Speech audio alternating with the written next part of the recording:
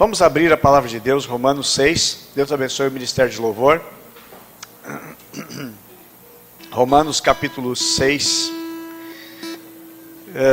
Nós vamos ler o versículo 3 e o versículo 4. Ok? Vamos para a palavra nesta noite, receber aquilo que o Pai tem preparado, aquilo que Deus deseja trazer para a nossa vida. Amém? Com certeza Ele sempre tem uma palavra, amém? Para a nossa vida e para o nosso coração. Amém? Graças a Deus.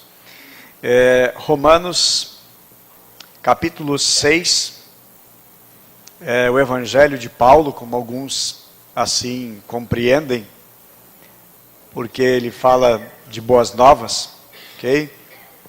Romanos capítulo 6, versículo 3. Quem achou diz amém. Amém. Muito bem. Alguém não encontrou, nós aguardamos, mas tem também no telão aqui.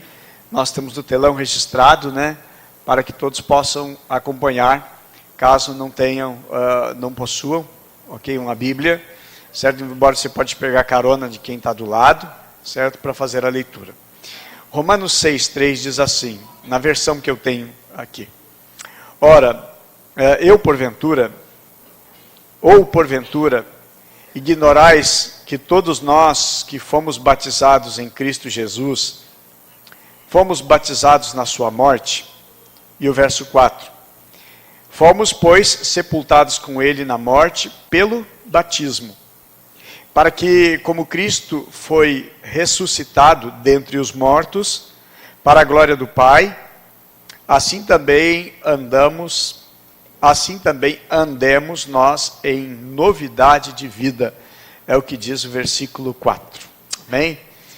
Oramos. Senhor Deus e Pai, nós não oramos pela Tua palavra, porque a Tua palavra ela é abençoada, a Tua palavra é abençoadora. Nós oramos, meu Deus, para que o nosso coração haja, meu Deus, total disposição e muito espaço para a Tua palavra, Pai. Oramos, meu Deus, em nome de Jesus, de qualquer circunstância que aquiete, meu Deus, que inquiete o coração, que perturbe a mente, e que porventura não deixe a Tua palavra, meu Deus, entrar na nossa vida e gerar a transformação e produzir fé. Pois a Tua palavra, meu Deus, ela produz fé, pois a fé vem pelo ouvir a Tua palavra. Então traz ao nosso coração, meu Deus, e que a Tua palavra produza em nós mudança, transformação e aproximação de Ti. Assim nós oramos em nome do Senhor Jesus. Amém? Meus amados, o apóstolo Paulo fala dentro de um contexto, e para nós sempre entendermos a palavra de Deus, a Bíblia Sagrada, nós precisamos entender o contexto onde ela foi escrita, em que momento foi, qual a situação. Alguns escritores dizem que Paulo ele estava preso. E Paulo ele vai falar muito aqui sobre o velho homem, a natureza decaída. E agora Paulo ele vai falar o seguinte, que esta velha vida ela foi sepultada, e ela vai ser sepultada no batismo. Mas eu quero ficar com a palavra, com uma expressão, que diz no versículo 4, diz assim, andemos nós em novidade de vida. Amém? Esta expressão que eu quero tomar nesta noite, e eu quero trazer para nós aplicarmos isso na nossa vida. Amém? Andamos em novidade de vida. Amém? Diga comigo, andemos em novidade de vida. A gente repete, irmãos, para ajudar a guardar mais. Ok? Diz para a pessoa que está do seu lado, diz, ande em novidade de vida. Amém? Andar em novidade de vida. O que é isso? O que é andar em novidade de vida? O professor que eu tive, professor de teologia, ele dizia o seguinte, que andar em novidade de vida é andar em novidade de vida. Nós perguntávamos para ele, o que é pecado? Diz ele, pecado é pecado. Então nós saímos dali ultra esclarecidos. Ora, é tão simples, é tão fácil, pecado é pecado. Mas meus amados, eu quero dizer que Deus, o Senhor nosso Deus, Ele deseja o melhor para nós. Deus também tem para nós o melhor e o maior, o que tem de melhor Ele tem para a nossa vida. A Bíblia nos diz que Ele nos deu vida quando nós estávamos mortos nos nossos pecados. Isso aqui não tem dizer, eu não concordo com isso. A Bíblia diz isto. A Bíblia diz que Ele nos deu vida quando nós estávamos mortos nos nossos delitos, nos nossos pecados. Agora Ele pede o seguinte, para nós andarmos em novidade de vida. Ah, mas não precisa nem pedir, isso aqui eu já ando. Meus amados, se é escrito para nós, é porque nós precisamos ser advertidos a viver diferente. A termos uma vivência que realmente denote uma vida nova. Aí eu posso aqui trazer-nos uma pergunta, né? Qual é a razão de vivermos em novidade de vida?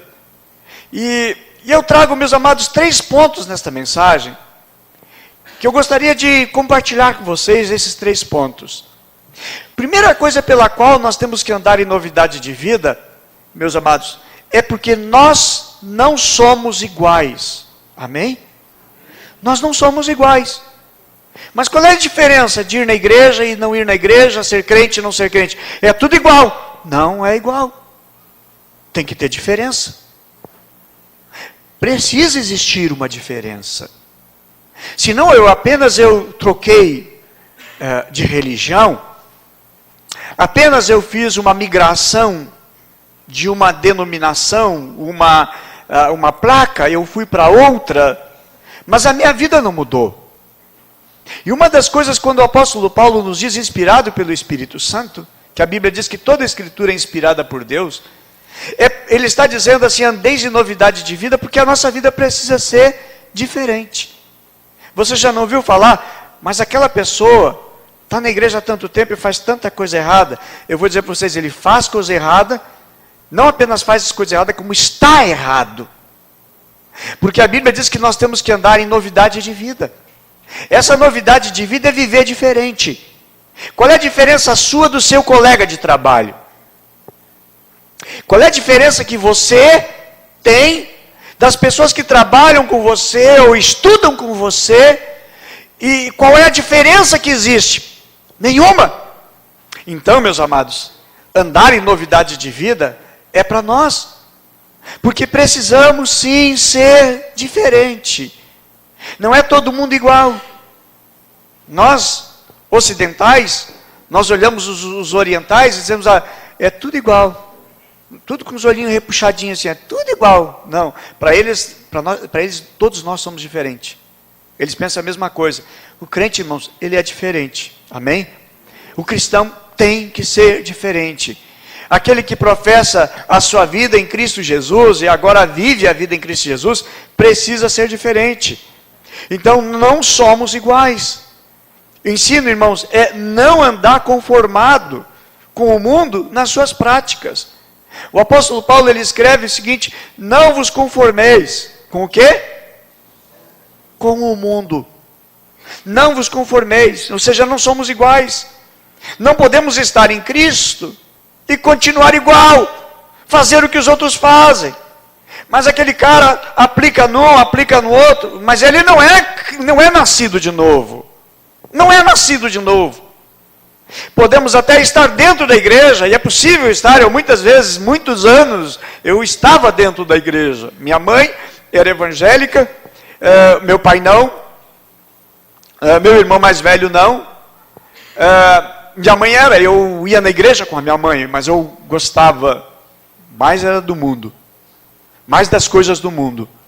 As coisas do mundo estavam na minha vida, eu me deleitava nisto, os meus amigos, as minhas amizades, os ambientes em que eu frequentava, certo? Eram aqueles, mas eu gostava da igreja, eu me sentia bem. Parece que o pastor, o pregador, falava tudo para mim, e eu me sentia bem. Só que um dia, o Espírito Santo atuou tão forte no meu coração e na minha vida, e eu tomei uma decisão por Cristo Jesus. Dali em diante, eu digo assim, eu não fiz um esforço para mudar. Eu não fiz nenhum esforço para mudar. Mas continuou tudo. Não, irmão, simplesmente eu perdi a paixão e o amor por aquelas outras coisas, e eu passei a amar mais a Jesus. Eu fiquei apaixonado por Jesus, é isso que acontece com todos nós. Quando a gente nasce de novo, a nossa natureza muda.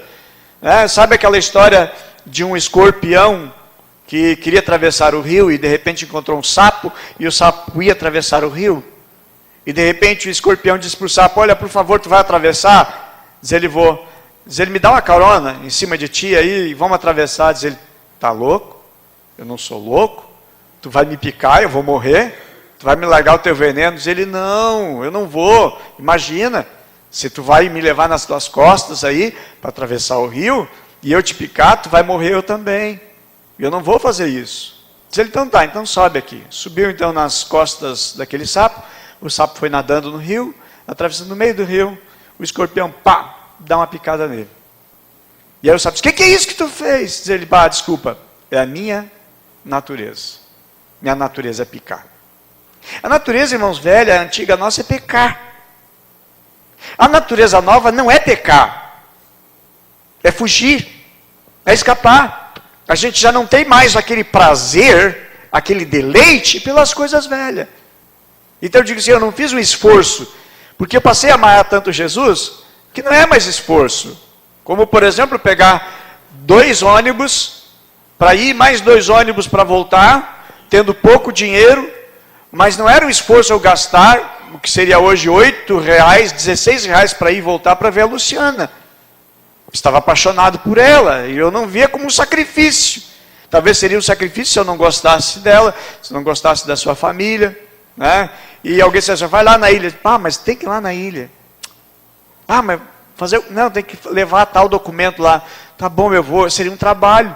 Mas ao momento que eu me apaixonei, e ela também, por conseguinte, se apaixonou por esse pedacinho aqui, deixou de ser um sacrifício ir à Ilha da Pintada. Gastar R$16 2 vezes por semana, R$32, né? 100 e poucos reais por mês. Um orçamento pesado. Mas não era um sacrifício. É uma alegria. Então servir a Cristo, irmãos, e a vida cristã não é um sacrifício. Agora não posso mais encher a cara, eu não posso mais me drogar, me prostituir, eu não posso mais... Não tem mais prazer naquelas coisas.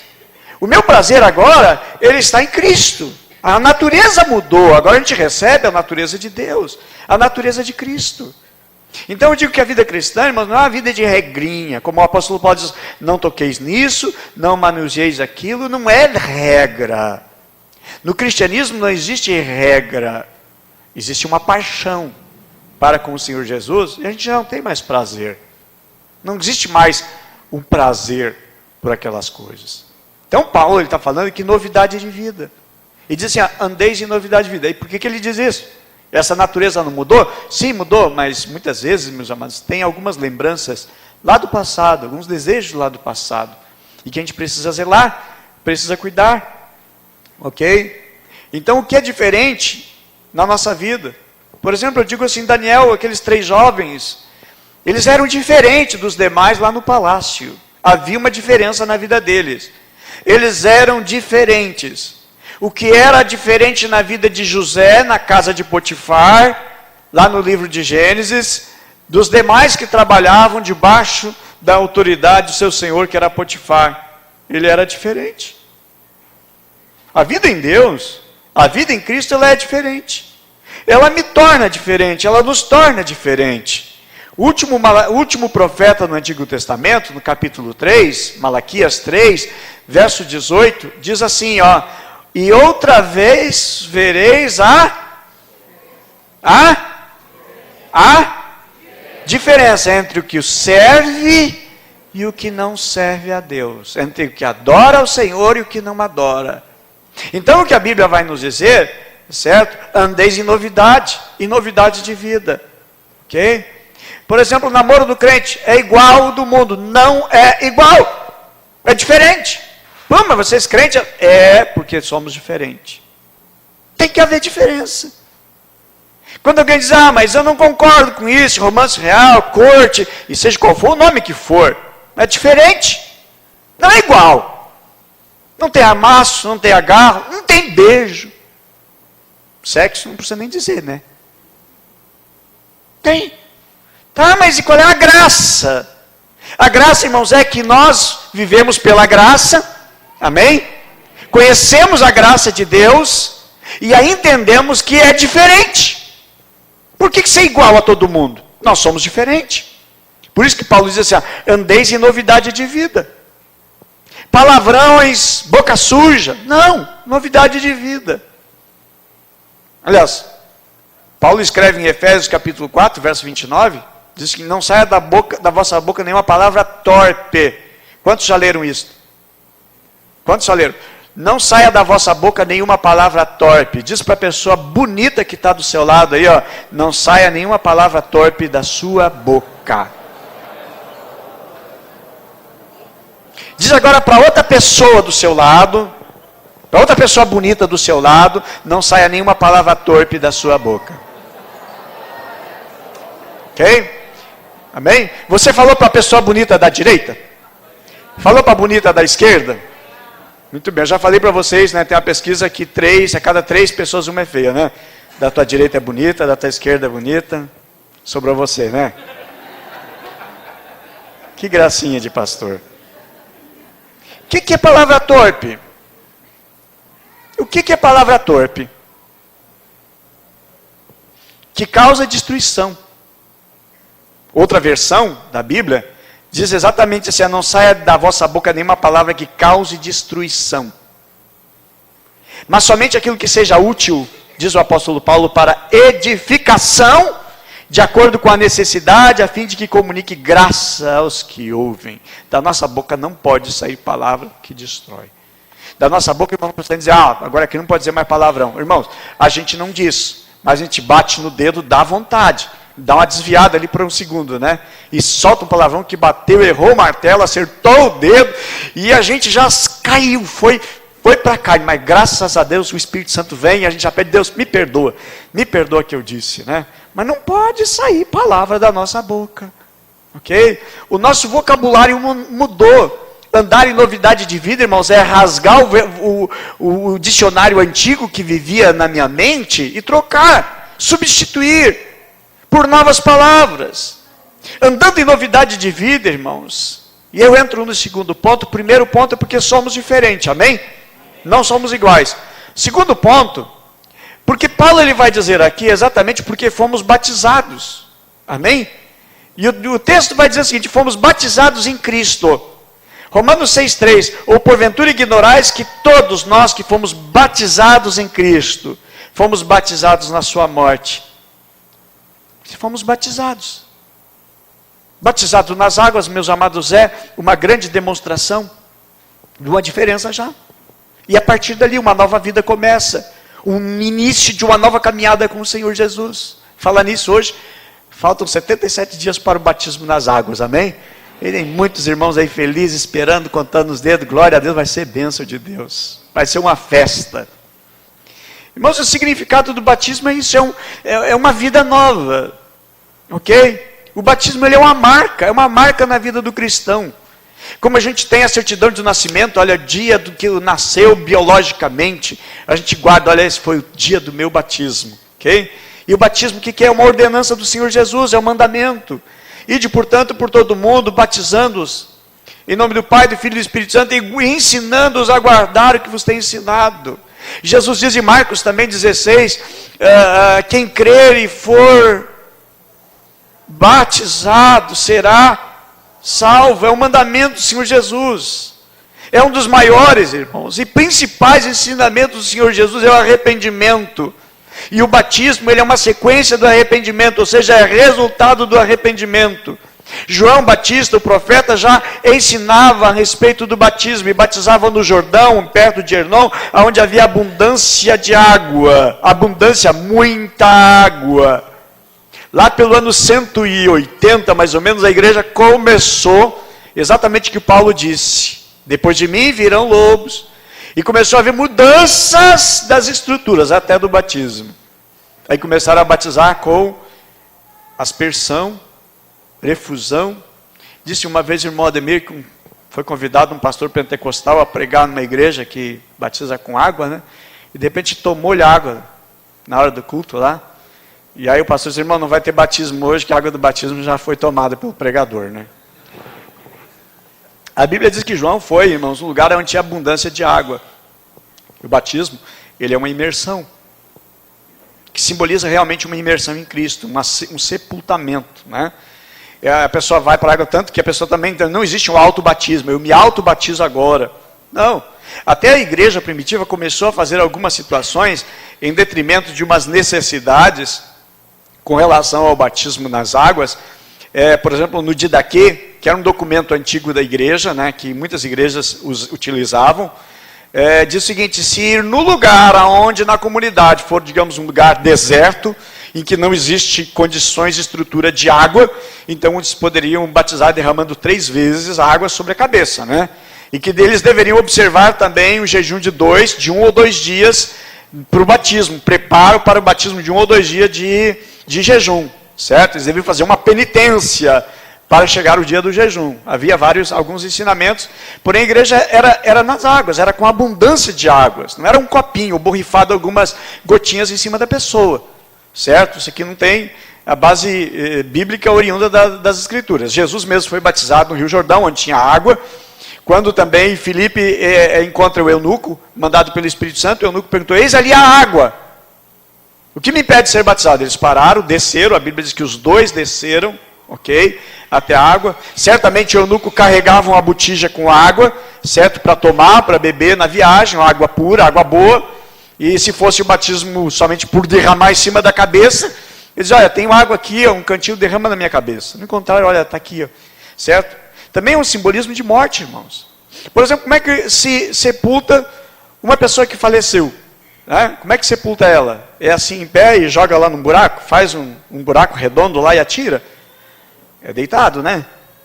A mesma coisa, a morte, o simbolismo dela no batismo, a pessoa ela é deitada na água, simbolizando, representando alguém que está morrendo e sendo sepultado, sendo coberto pela água e levantando dali agora, ressuscitando. É exemplo exatamente que Paulo está dizendo no capítulo 6. Ok? E aí, mas ele é seguido, irmãos, o batismo é resultado do arrependimento. Atos 2, 28, 38 nos diz: arrependam-se cada um e sejam batizados.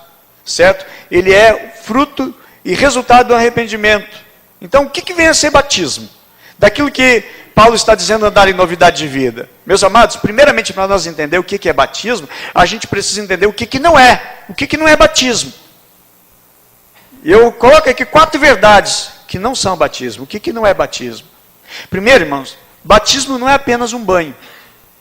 Como dizia um jovem interessado em casar com a filha do pastor, o pastor muito rígido, ele disse: não, tu não pode casar com minha filha porque tu não é batizado nas águas. Mas ele gostava da menina e ele não queria se batizar. Mesmo ele sendo neto de pastor, ele não queria se batizar. E aí ele disse assim: bom, se o problema é esse, por favor, vamos lá no rio agora, o senhor me mergulha lá de uma vez e eu começo a namorar com a sua filha. Diz ele: está calor mesmo, já aproveita, já toma um banho, já sai nadando. Diz ele: não, mas aí é um banho. Diz ele: não, mas para mim vai ser banho, o senhor quer me forçar a me batizar? Certo? Então não é um banho. Também outra verdade, irmão, batismo não salva. Eu vou me batizar e vou ser salvo. Batismo não salva. Quem salva é Jesus. Agora, o batismo é obediência para com o Senhor Jesus no tocante à salvação. Por exemplo, o ladrão que estava do lado de Jesus da cruz, tanto da direita quanto da esquerda, né? Estava ali aqueles malfeitores. Um disse: lembra-te de mim quando entrares no teu reino. E Jesus disse para ele, deu uma promessa para ele. Mas ele não tinha condições de descer as águas, certo? Mas ele creu no Senhor Jesus. E aquilo ali ele é imputado, como dizem em Abraão, foi imputado como justiça. Ok? Porque ele creu. É como uma pessoa que está moribunda em um hospital, certo? Está no leito da morte, e a gente vai lá e fala de Jesus, a pessoa aceita e recebe Jesus como seu Senhor e como seu Salvador, e aquela pessoa vem a partir, ela não teve condições de ser batizada, ok? Mas, então batismo não salva. Também outra verdade, irmãos, batismo, ele não muda a moral de uma pessoa.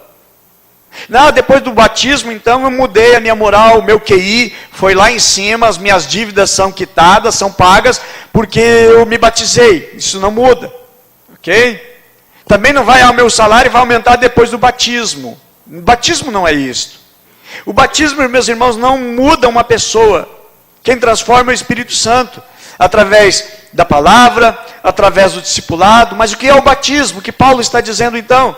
Meus amados, primeira coisa, eu falo aqui, certo? 5 coisas que a respeito do batismo, para nós darmos sequência nesta palavra. Primeiro, irmãos, é a demonstração de fé em Jesus Cristo e na sua obra. Amém? É uma ordenança que o Senhor Jesus disse. Segundo, é uma ordenança que Jesus disse: ide, portanto, fazei discípulos de todas as nações, batizando-as em nome do Pai, do Filho e do Espírito Santo. Terceiro também, o batismo é o selo da nossa fé. A Bíblia diz em Marcos 16, verso 15 e 16, e disse-lhe: ide, portanto, por todo mundo, pregai o evangelho a toda criatura, quem crer e for batizado será salvo, quem porém não crer será condenado. E quarto, é o símbolo de um sepultamento. O que Paulo está dizendo em Romanos 6, versículo 4, fomos, pois, sepultados com ele pela morte no batismo, para que, como Cristo foi ressuscitado dentre os mortos para a glória de Deus Pai, assim também andamos em novidade de vida. E ele traz o significado de sepultado, né? É aceitar morrer em Cristo. E morrer, não somente morrer em Cristo, mas morrer por Cristo. Qualquer pessoa que se diga e se decida: olha, eu quero realmente me batizar, aí eu pergunto: você está disposto a morrer em Cristo? Ah, pastor, claro que sim. Está disposto a morrer por Cristo? Bom, aí já é outra coisa, aí não. Então não está apto. Porque realmente, irmãos, é renunciar à sua própria vida por amor a Cristo. E agora, no final desse mês, daqui a 20 dias, certo? No sábado, último sábado do mês, transferimos o culto do jovem para fazer um sábado antes. E eu gostaria de convidar toda a igreja. Nós vamos ter aqui o pastor Homero, que trabalha no Oriente Médio, lá na Jordânia, com um trabalho de acolhimento com os refugiados cristãos, ok? Faz um trabalho evangelístico tremendo, lindo e precioso, amém? No Irã, no Iraque, na Síria, em países em guerra, certo? E ele vai estar aqui conosco, vai ser uma benção, pastor Homero, família Aziz, ok? O batismo também é, irmãos, resultado do que? De uma paixão por Jesus. Como eu estava falando, exemplificando sobre paixão, uma pessoa apaixonada, irmãos, ela vai demonstrar. Quando temos paixão por Jesus, é impossível não demonstrar que estamos apaixonados por Ele. E 4 coisas que a paixão, a pessoa apaixonada, a paixão produz na vida de uma pessoa. Acho muito interessante isso, que uma pessoa que ela tem paixão, certo? Ela vai produzir, vai fazer 4 coisas. E a primeira delas, irmãos, a paixão faz com que a pessoa chegue a um objetivo. A paixão, irmãos, vai nos levar a um objetivo. Paixão errada, óbvio, que pode levar a um caminho errado. Por exemplo, paixão por drogas, paixão por outras coisas torpes, erradas e sujas na vida. Óbvio que não, mas uma pessoa que tem paixão no seu coração, ela vai realizar, ela vai fazer coisas, certo? Chegar a um objetivo.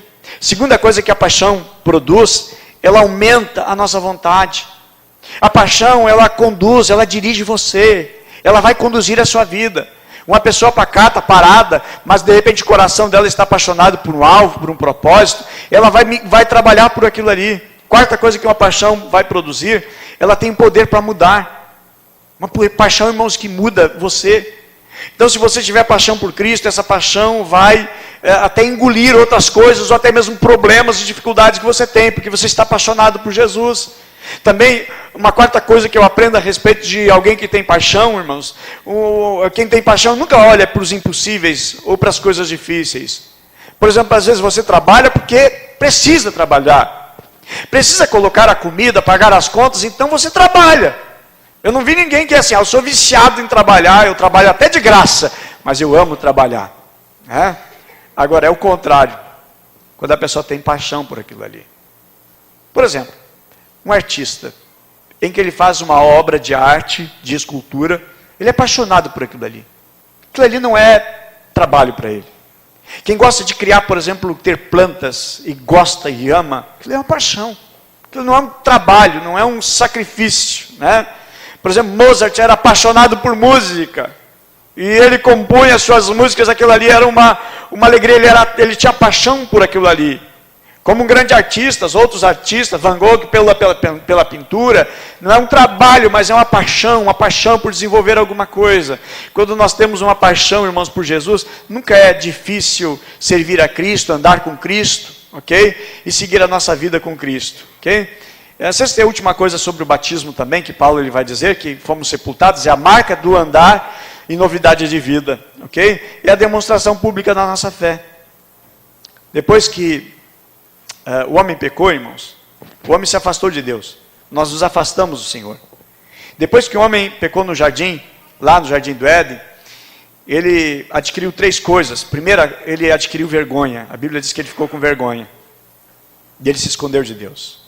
Adão, Adão, onde tu estás? Perguntou o Senhor. Senhor, eu vi que eu estava nu e eu tive vergonha. Pecado gera vergonha. Segunda coisa, medo.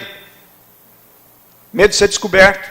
A Bíblia diz que ele se escondeu, porque teve medo. Medo, e hoje o ser humano vive com medo. Medo da morte, dos perigos, dos assaltos, do sequestro, das doenças terríveis, das pestes. A pessoa vive aterrorizada por medo. Medo, às vezes vítima dentro da sua própria casa. Tem pessoas que vivem atormentadas pelo medo. E a terceira coisa que causou o pecado foi a culpa. Agora, irmãos, quando nós nos decidimos a nossa vida por Jesus, a gente vai banindo tudo isso. Porque nós nos revestimos de uma coragem, a gente demonstra a nossa fé no Senhor Jesus. Amém? E o batismo, então, ele é, certo? Esta demonstração pública, ok? E ela é a representação do novo nascimento também. Jesus disse em João 3,3, importa-te nascer de novo, ok? Andar em novidade de vida, meus irmãos, revisando aqui os 2 pontos, né? Primeiro ponto, nós não somos iguais. Segundo ponto, fomos batizados em Cristo. Terceiro ponto, nós vamos ao terceiro ponto dessa mensagem. Terceiro ponto é nós fomos sepultados. O apóstolo Paulo, ele diz e ele escreve, fomos, pois, sepultados com ele pelo batismo. Andar em novidade de vida é ser alguém que já foi sepultado. Se foi sepultado e está sepultado, ele não está mais vivo. Então quem aparece agora o que é? O fantasma dele? Assustando as pessoas, puxando o lençol de noite. Não é isso, está sepultado. Agora o velho homem, ele precisa estar sepultado. Ele não pode sair de lá. Se ele sair de lá, ele vai produzir um prejuízo. Se a velha criatura, se o velho homem, se a velha natureza ressuscitar na nossa vida, nós vamos gerar prejuízo para o reino, para nós, para a nossa família, para os nossos familiares. Sempre vamos gerar prejuízo, meus amados, se o velho homem que foi sepultado, era para estar sepultado, resolveu ressuscitar. Aí o perigo mora, aí o perigo existe. O apóstolo Paulo diz, Romanos 6,4, que nós lemos, fomos, pois, sepultados com ele na morte pelo batismo, para que como Cristo foi ressuscitado dentre os mortos para a glória de Deus Pai, também andamos em novidade de vida, ok? Para andar em novidade de vida, precisamos estar sepultados, não fisicamente, mas exatamente dentro da linguagem, meus amados, da palavra de Deus. Estar sepultados, ok? E andar em novidade de vida, ele vai revelar uma nova vida. E por que nova? Porque a anterior foi sepultada. E por que sepultada, irmãos? A Bíblia diz que quem está em Cristo Jesus não há nenhuma condenação, ok? É como a gente diz, né? Que dentro da justiça, uma pessoa que ela é procurada pela justiça, de repente aquela pessoa foi morta, ou morreu num acidente, alguma coisa assim, e ela vai para o cemitério, a justiça não vai mais lá cobrar daquela pessoa, ou vai lá tirar o defunto e levar ele lá na frente do juiz, certo? Para ser condenado e preso. Vão botar o defunto lá dentro da penitenciária. Nenhum preso vai concordar com isso, a justiça não vai concordar com isso, a televisão vai bater em cima, porque a pessoa morreu, não tem mais nenhuma condenação sobre ela, certo? Aquele inquérito sobre a vida da pessoa, aquelas condenações, elas acabam sendo anuladas, ok? Elas não têm mais valor, ok? Porque a vida foi sepultada. E tem, irmãos, áreas da nossa vida que precisa morrer. Nós precisamos morrer. Para andar em novidade de vida, é preciso morrer. Amém? Para andar em novidade de vida, é necessário estar morto. Precisamos morrer. Para o mundo, para nosso querer, para a nossa vontade, para vivermos para o Senhor. É isso que a Bíblia vai nos ensinar. Andar em novidade de vida, meus amados, é ter uma vida dirigida pela paixão por Jesus. Amém? Quantos apaixonados nós temos aqui por Jesus?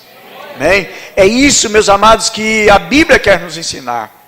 Que nós devemos estar apaixonados por Jesus, ter paixão por Jesus, ok? Não é dirigido pela nossa carne, não é dirigido pela nossa vontade, não é ser dirigido pelo nosso querer, mas sim pelo querer e pela vontade de Deus, pelo que nós somos dirigidos, pelo que você é dirigido. Você é dirigido pelo quê? Pela ira? Somos dirigidos pelo quê? Pela raiva, por ciúmes. Pelo que nós somos dirigidos? Pelos prazeres, pelo mundo? Eu faço uma pergunta: o que dirige a sua vida? O que dirige o seu pensamento? A Bíblia vai nos dizer, meus amados, em 2 Crônicas, 2 Coríntios, capítulo 5, 17, assim que, se alguém está em Cristo, nova criatura é, e as coisas velhas já passaram, e eis que tudo se fez novo, novidade de vida. É esse padrão que Deus quer na nossa vida. Pastor, por que eu sofro tanto na minha vida? Por que eu sofro tanto na minha caminhada? Às vezes, meus amados, temos muitas áreas na nossa vida que ainda não estão sepultadas. Sentimentos que abarrou a nossa vida e a nossa caminhada de fé. Às vezes já nem mais é a fé, às vezes é a nossa alma. Às vezes somos almáticos e aí a gente sofre. Mas a Bíblia diz que o justo vive pela fé.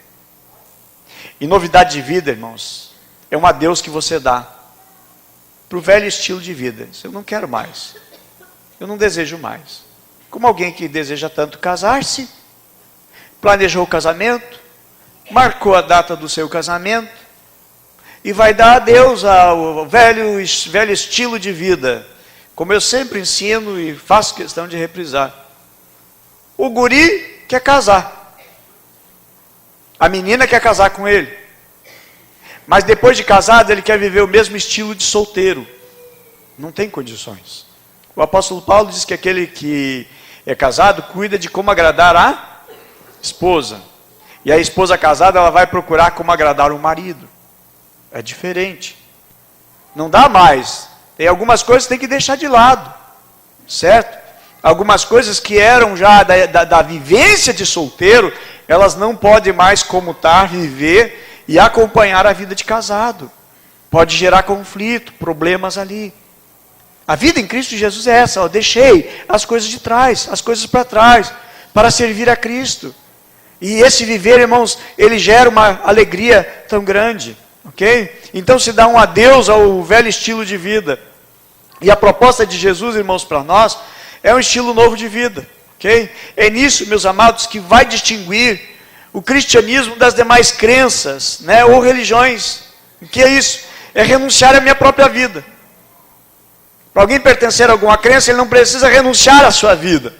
Mas Jesus disse: qualquer que quiser ser o meu discípulo, negue a si mesmo, tome a sua cruz e siga-me. É mudança, ok? É um agir agora do Espírito Santo, é renunciar à minha própria vida.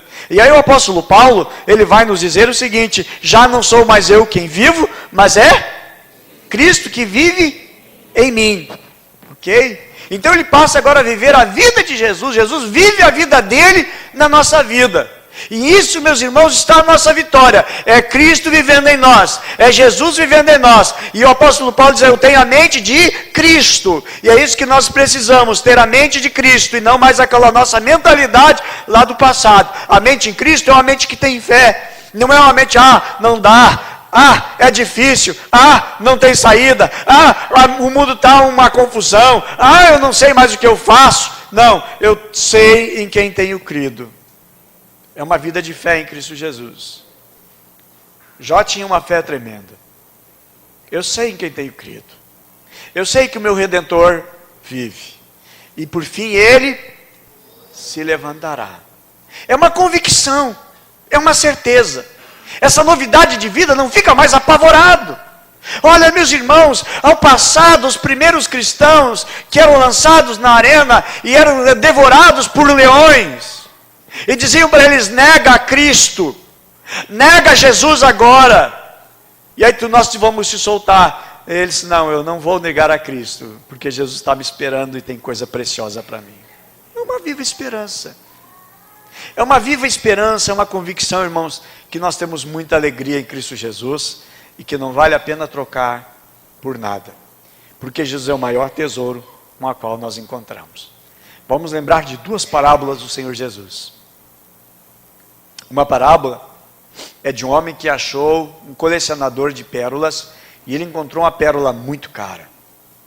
A Bíblia diz, e tendo encontrado aquela pérola, ele vende tudo que ele tem e ele compra somente aquela pérola, porque ele sabe o valor que tem. Só quem sabe o valor que tem Jesus é que troca todas as coisas para ter Jesus. Perde todas as coisas para poder ter a Cristo.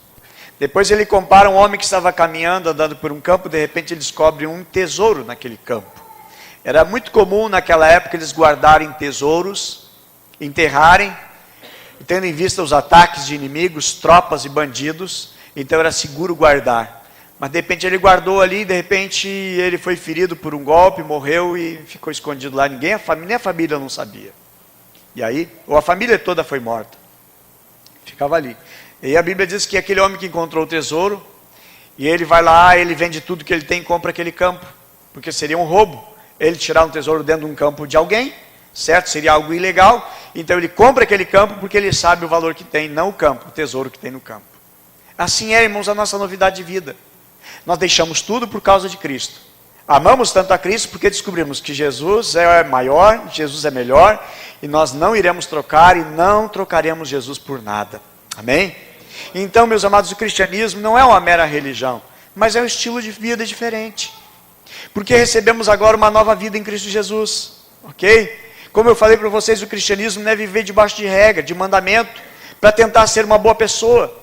Não é se esforçar para ser como Jesus, mas é morrer para si mesmo, para que Jesus viva a vida dele em nós, ok? E não somente em nós, mas através de nós, ok? É isso tudo que vai fazer a diferença, ok? Então nós recebemos a natureza dele na nossa vida. Novidade de vida, o que é, meus amados? Vamos lembrar Isaías 43, 18, que nos diz, esqueçam o que se foi, não vivam no passado, vejam, estou fazendo uma nova coisa, e ela já está surgindo, vocês não a reconhecem, não a reconhecem, até no deserto vou abrir um caminho de riachos e riachos no ermo.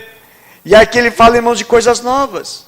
E o projeto do nosso Deus e a especialidade de Deus é fazer coisas novas.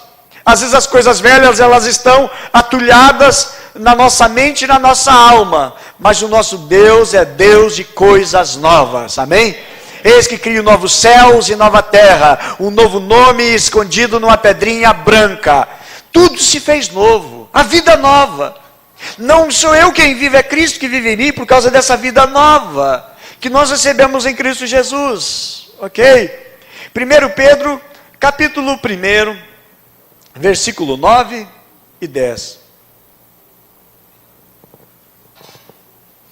O que vai nos dizer e nos ensinar aqui? 1 Pedro, capítulo 1, versículo 9 e 10 diz assim, vocês porém são, e aí que Pedro vai descrever 4 coisas que nós somos, amém? Preste atenção, 4 coisas que Pedro vai nos escrever, o que nós somos. Diz ele, vocês porém são, primeiro, geração eleita, amém? Geração eleita, Deus nos escolheu nele. Segunda coisa, vocês são sacerdócio real. Somente a tribo, meus amados, somente uma tribo de Levi era o sacerdócio. Agora Deus fez a igreja como sermos um sacerdócio real. Mais ainda, ele diz assim, ó, nação santa. Antes a nação santa, o escolhido era Israel. Agora não é mais Israel, agora é igreja. E nós vivemos, amados, esse tempo, a igreja do Senhor Jesus. Não mais o foco Israel. O foco não é mais Israel, o foco é a igreja.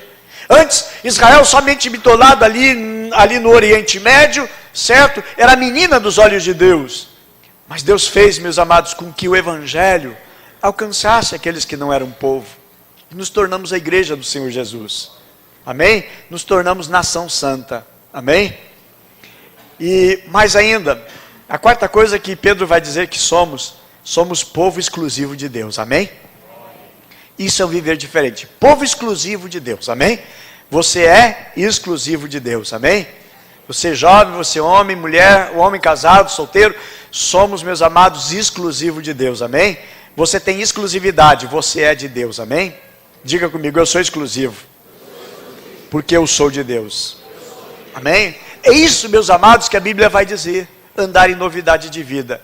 E Pedro continua ainda no versículo dizendo, Pedro ainda explica por que nós somos geração eleita, sacerdócio real, nação santa e povo exclusivo de Deus. Pedro explica por quê. E ele diz o seguinte, para anunciar as grandezas daquele que vos chamou das trevas para a sua maravilhosa luz, ok? E essa é a nossa missão. Essa missão que Deus deu para nós, aqui para a igreja em São Leopoldo, de nós anunciarmos as grandezas do Senhor, amém? Para nós anunciarmos as grandezas daquele que nos chamou das trevas para a sua maravilhosa luz. Por que nós estamos em aprisco? Para anunciar as grandezas de Deus. Por que nós temos discipulado? Para pegar uma pessoa ali e ajudar a levantar, meus amados, e conduzir ela para que ela seja produzir, para que ela possa produzir também, e ela também possa anunciar as grandezas de Deus. Por que nós nos reunimos aqui na terça-feira? Para aprendermos mais, irmãos, para anunciarmos as grandezas de Deus. Por que nos reunimos? Para anunciarmos as grandezas de Deus, amém? Por que nesta semana nós vamos convidar muitas pessoas para ir no aprisco e para vir aos cultos? Para anunciarmos as grandezas de Deus, amém? Deus vai tomar os teus lábios, Deus vai usar a tua vida, para você proclamar as boas novas do Senhor Jesus. Foi para isso que Ele nos chamou. Não é porque a gente é bonitinho, não é porque a gente usava um perfumezinho bom. Não, irmãos, Ele nos chamou com esse propósito. E Pedro, então, ele vai explicar duas situações depois disso. Amém? Primeiro ele diz que é a nossa missão para anunciar as grandezas daquele que nos chamou das trevas para a sua maravilhosa luz. Agora Pedro depois explica duas situações. E ele vai dizer o seguinte. Primeiro, que não é o que nós não éramos e o que nos tornamos.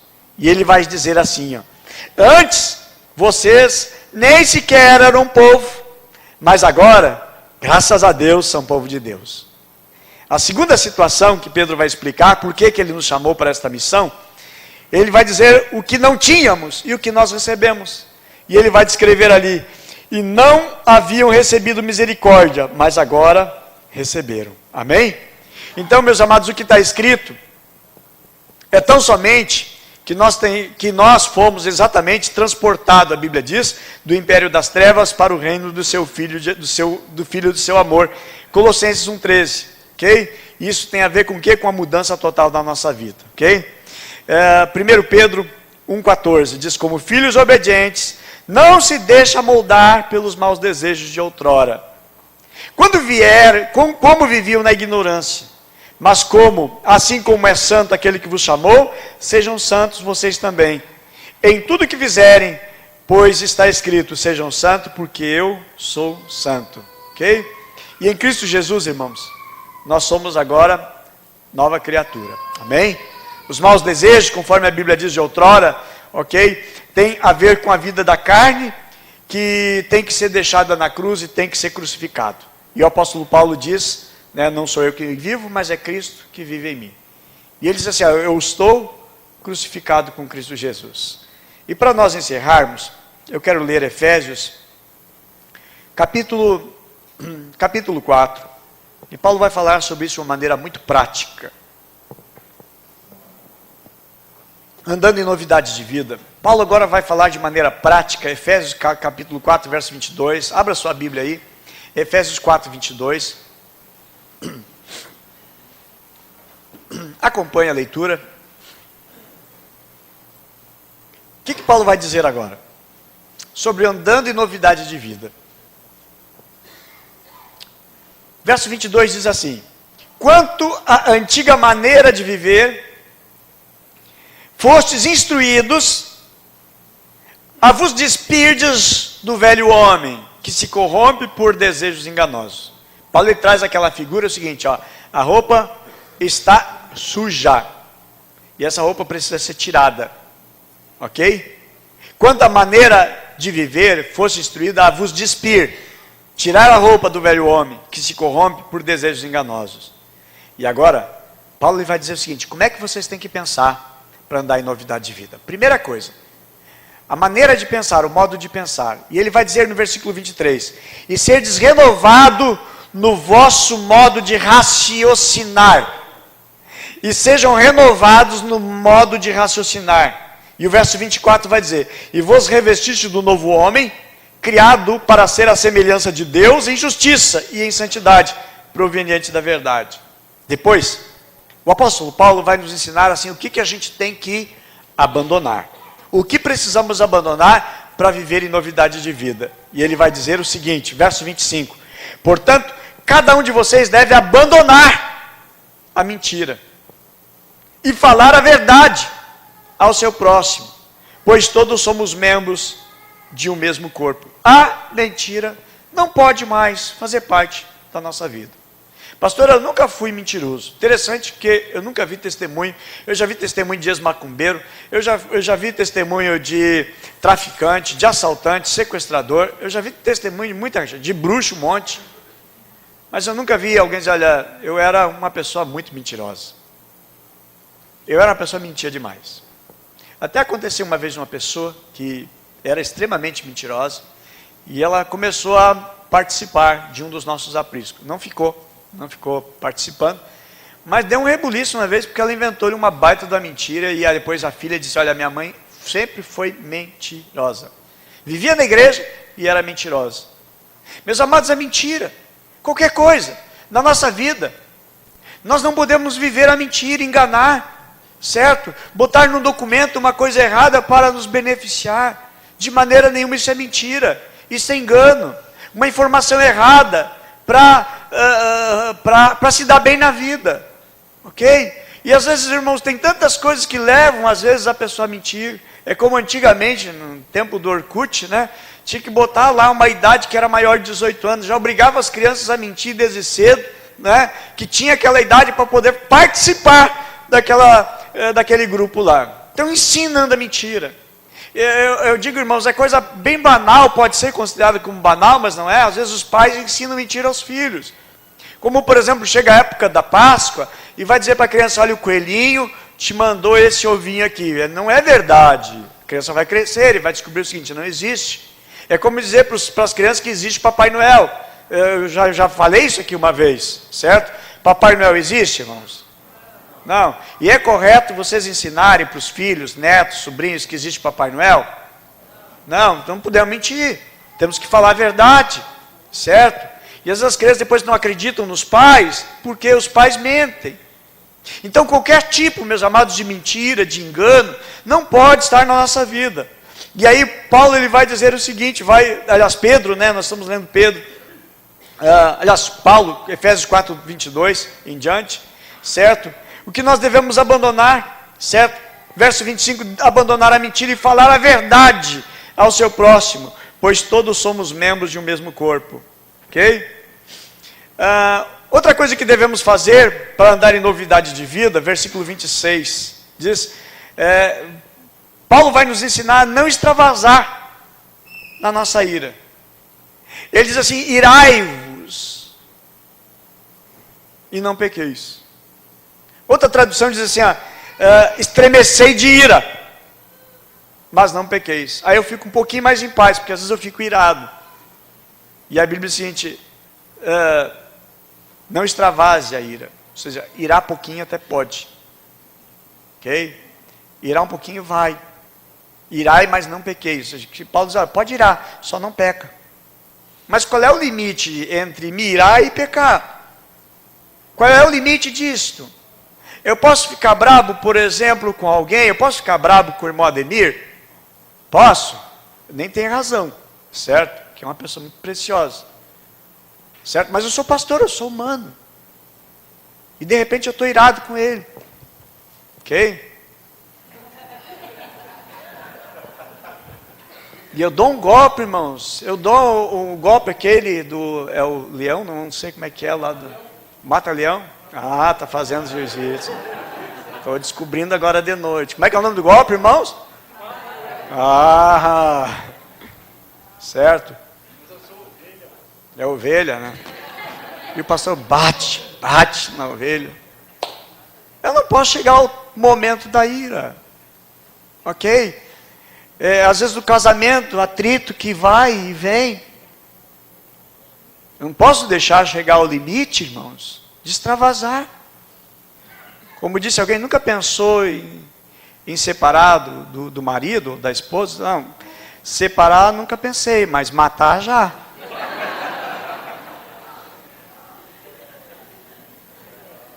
Então saber o limite, irmãos.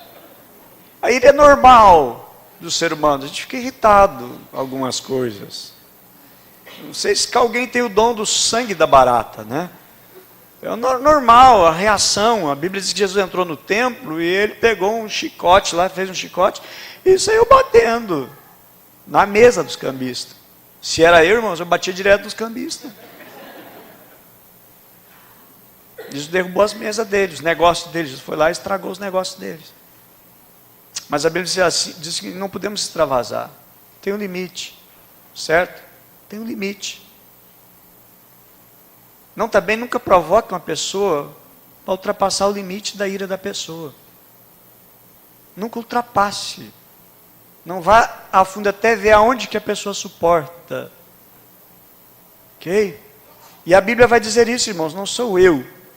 Certo? A culpa é do apóstolo Paulo, que foi inspirado pelo Espírito Santo que escreveu. Que ele diz, estremecei de ira, ou irai-vos, mas não pequeis. Mas diz o seguinte, acalmai a vossa raiva, antes que o sol se ponha.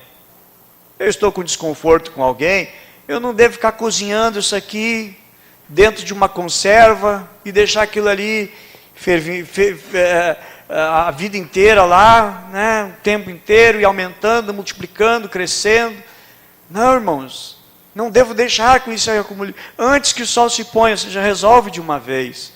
Se tem alguma coisa com pendência com alguém, vai resolver, vai dormir em paz, vai dormir tranquilo.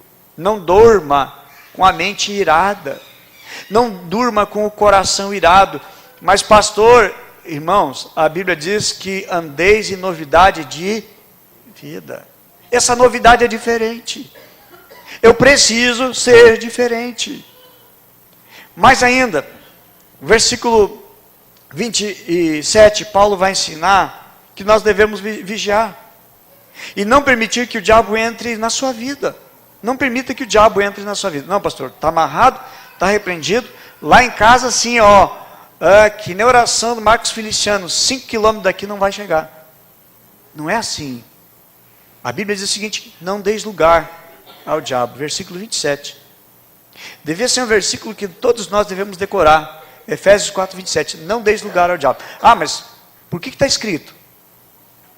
Por que será que está escrito, não deis lugar ao diabo? Por quê, irmãos? Nós somos suscetíveis a dar lugar para ele. Certo? Dá lugar para o capeta. Certo? Abre uma brecha na nossa vida, um lugar ali, o diabo já sabe que ele pode hibernar ali. Sabe que ele pode fazer ali um ninhozinho, sabe exatamente onde é que é a tua fraqueza, sabe qual é a porta que pode entrar, e sabe onde é que pode te arruinar, e aquela área ali, e a Bíblia diz, não dê lugar para ele. Nós temos que dar lugar, irmãos, é para Deus, para o Espírito Santo, para a palavra de Deus na nossa vida. E essa novidade de vida, andeis em novidade de vida, irmãos, é nunca dar lugar para o inimigo. A Bíblia diz, não deis lugar ao diabo. Então não permita que o diabo entre na sua vida. Pastor, mas eu sou lavado, eu sou remido. Então por que a Bíblia foi escrita? Por que foi escrito isso? Não, isso aqui é para as pessoas que não têm Jesus, que estão no mundo. Não, irmãos, é escrito para a igreja. Os evangelhos é para que as pessoas conheçam a Jesus. E as cartas apostólicas, as cartas, elas são a instrução para a igreja, para nós. E essa instrução para a igreja, para nós, diz o seguinte, não deis lugar ao diabo. Então, nós devemos vigiar, irmãos. A Bíblia diz, o diabo, vosso adversário, anda ao vosso derredor, procurando quem? Quem possa tragar, não dê lugar. Vamos entender um pouquinho o mundo espiritual, irmãos. Que ele funciona. E o diabo sabe aonde mirar. Então cuidado. Cuidado, Zélio. É responsabilidade nossa vigiar. Por isso que a Bíblia diz, irmãos, orai e vigiai. Temos que vigiar, temos que cuidar, para não extravasar da nossa ira e não dar lugar para o capeta. Aliás, diz um pastor, ele não diz capeta, ele diz lapeta. Lapeta, não capeta. Cá é para cá, né? Lá, nem vou fazer para vocês. Lá. Não dê lugar. Se a Bíblia diz, está dito. Se a Bíblia falou, irmãos, porque tem algum fundamento.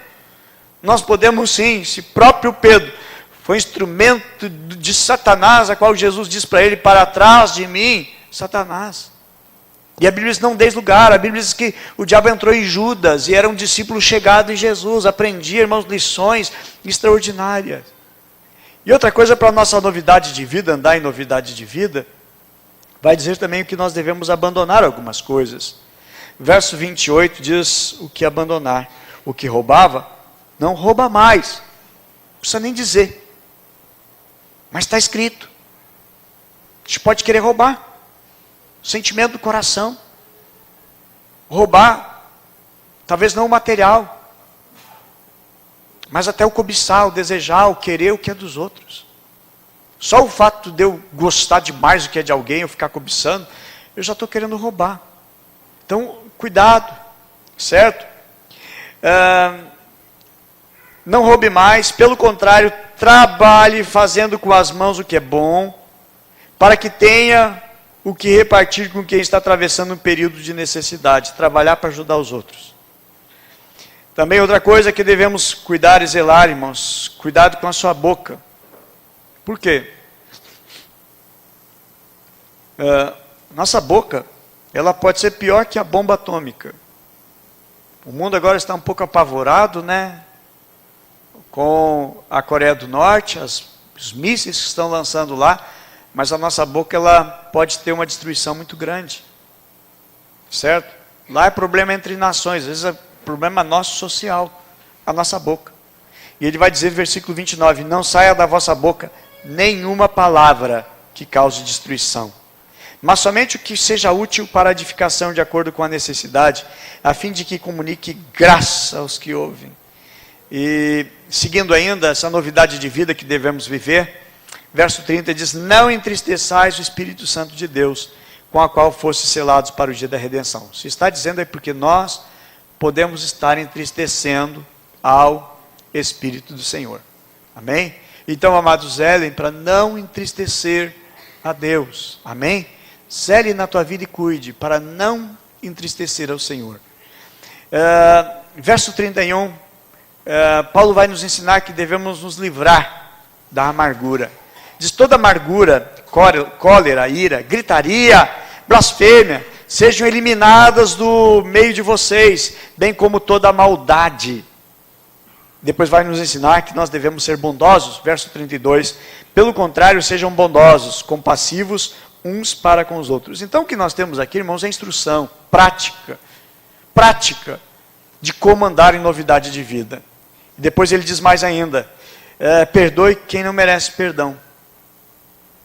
Ah, não, eu só quero perdoar quem merece. Fulano é tão bonzinho, sabe? E eu pedi um dinheiro emprestado, ele não me emprestou aquele dia, e eu não gosto mais dele. Então não, mas ele eu vou perdoar. Não, a Bíblia diz que nós devemos perdoar, irmãos, quem não merece perdão. A Bíblia diz no versículo 32 ainda, pelo contrário, sejam bondosos e compassivos uns para com os outros, perdoando uns aos outros. Ok? E esse perdão, irmãos, ele deve ser o perdão na horizontal, para que possamos receber o perdão na vertical. Se nós nunca perdoarmos na horizontal, nunca seremos perdoados na vertical. O que é isso? Se eu não perdoar as pessoas com as quais eu tenho convivência, eu já tive convivência, se eu não perdoar, eu também não sou perdoado. E a Bíblia vai dizer isto, capítulo 4, verso 32 de Efésios, diz o seguinte, perdoem uns aos outros da mesma maneira como Deus vos perdoou em Cristo. E eu encerro perguntando, o que Deus já te perdoou? Pastor, de todos os meus pecados. Faz uma lista, meu amado. Quantos pecados o Senhor já te perdoou? Quantas coisas erradas você já praticou? Quantas palavras que você já soltou, que não deveria ter soltado? O tipo de comportamento que você teve lá do passado, antes de viver uma novidade de vida. O Senhor já te perdoou de tudo. Amém? graças a Deus, e a Bíblia diz que nós devemos assim perdoar os outros também. Amém? Tanto Efésios 4:32, que diz da mesma maneira como Deus os perdoou, como também na famosa oração do Pai Nosso, perdoa como nós perdoamos os que nos têm ofendido. Amém? Esse é o nosso chamado, irmãos, a andar em novidade de vida. Amém? Eu gostaria de orarmos a Deus nesse momento. Amém? Eu quero convidar vocês para nós ficarmos em pé. Nós vamos orar.